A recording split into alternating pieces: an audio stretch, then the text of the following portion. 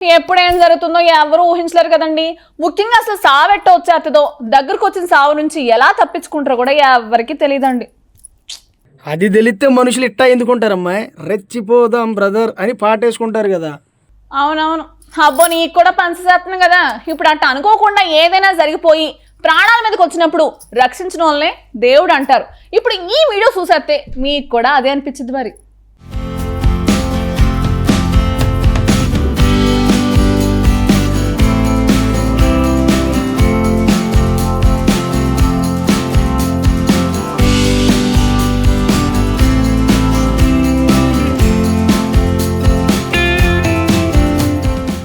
చావు ఎటు నుంచైనా రావచ్చు.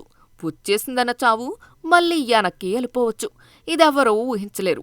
చావుని తప్పించుకున్నారంటే కనిపించిన దేవుడు ఏదో ఓ రూపంలో వచ్చి రక్షించినట్టే అనుకోవాలి.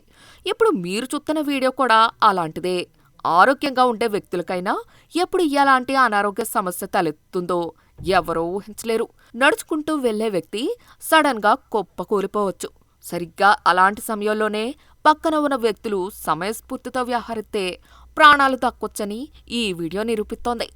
ఉత్తరప్రదేశ్లో వ్యాపారవేత్త రాజీవ్ గుండెపోటుతో నేలపై కుప్పకూలిపోయాడు. అతడికి సకాలంలో సిపిఆర్ అందించడంతో అదృష్టవశాత్తు గుండెపోటు నుంచి బయటపడ్డాడు. సోషల్ మీడియాలో ఇది వైరల్ అవుతోంది. ఓ ఇంటి ముందు కారులో నుంచి ఇద్దరు వ్యక్తులు దిగారు. రాజీవ్ అనే వ్యక్తికి గుండెపోటు రావటంతో వెంటనే ఆయన నేలపై కుప్పకూలిపోయాడు. తన స్నేహితుడైన తోటి వ్యాపారవేత్త సోనుజూగ్ వేగంగా స్పందించారు. సకాలంలో సిపిఆర్ చేసి ప్రాణాలను కాపాడారు. ఆ ఇంటి సీసీటీవీ కెమెరాలో ఇదంతా రికార్డైంది.